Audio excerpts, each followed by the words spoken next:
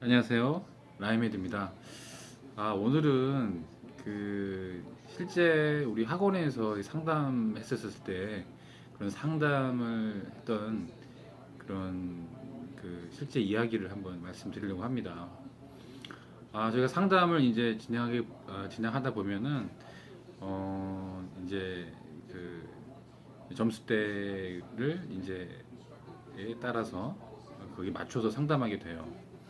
그러니까 이제 주로 이제 각 과목별로 해서 이제 단원 평가라는 게 있어요.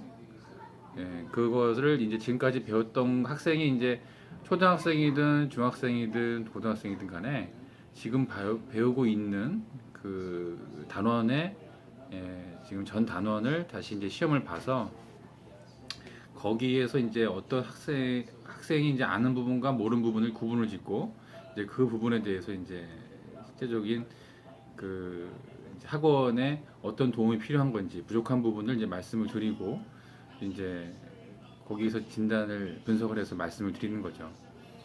시간은 이제 뭐 레벨 테스트라고 합니다. 그래서 영어든 수학이든 또 국어든 이제 잘하는 학생은 이제 한 90점 이상대가 나오죠.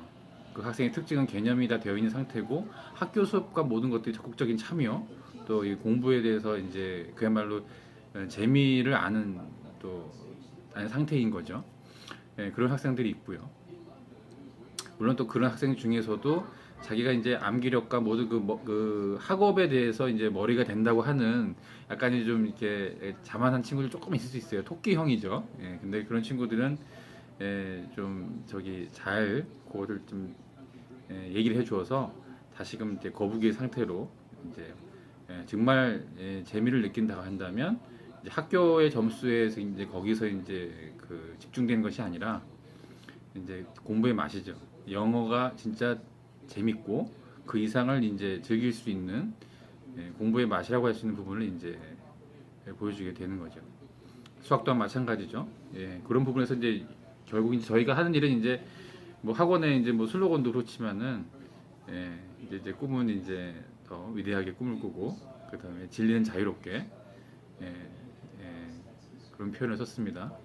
저는 개인적으로도 신앙은 또 이제 기독교라서 진리는 너희가 진리가 자유롭게 하리라는 말씀이 있잖아요. 그런 부분도 있었고, 근데 이제 공부가 이제 맛이 있다. 공부는 맛있게라는 표현을 썼습니다. 그것은 이제 어떤 그 의도적인 목적에서 이제 타인이 이제 그 지시해서 이제 움직이는 것이 아니라 학생 스스로가 갖고 있는 부분을 잘하는 부분을 극대화시키고 본인의 만족감과 행복감으로 해서 이제 그것을 이제 스스로가 찾아가는 과정인 거죠.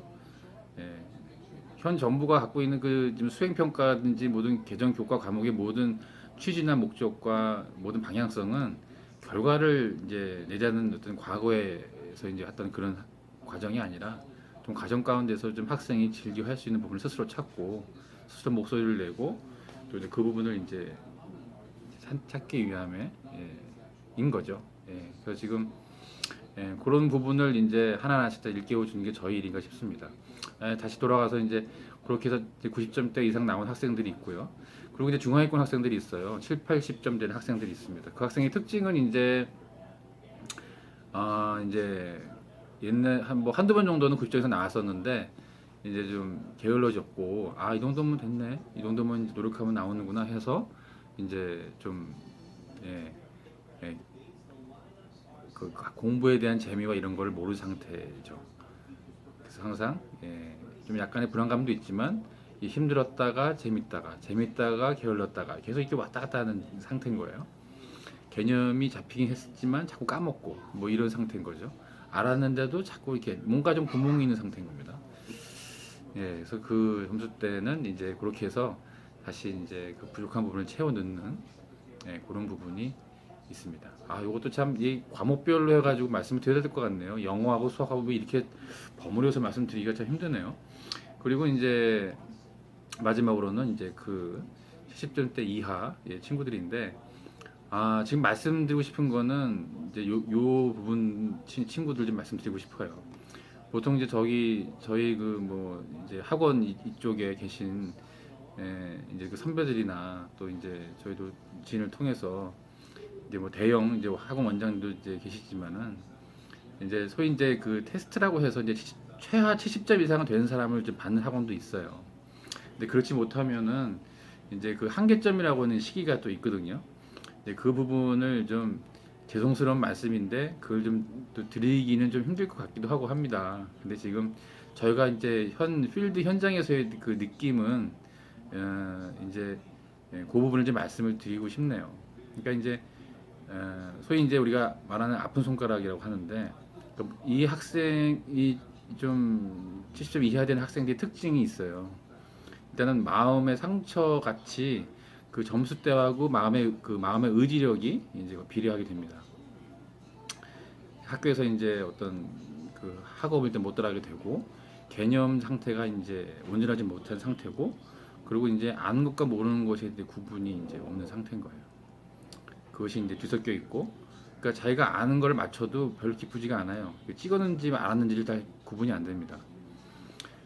하고 싶은데 자 스스로가 어떤 그 자존감과 이런 것이 낮기 때문에 좀 그런 부분을 일단은 집중적으로 100으로 올려줘야 됩니다.